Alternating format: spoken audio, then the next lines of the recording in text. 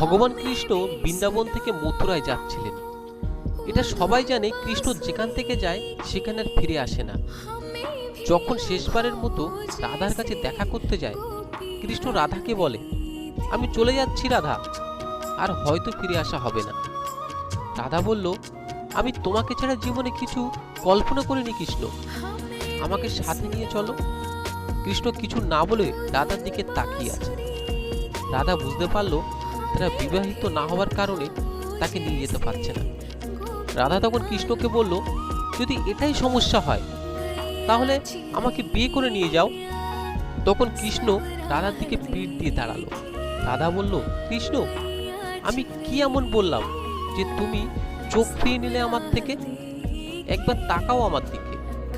কৃষ্ণ যখন রাধার দিকে ফিরল, তখন রাধা দেখল কৃষ্ণের দেহে একদিকে কৃষ্ণ আর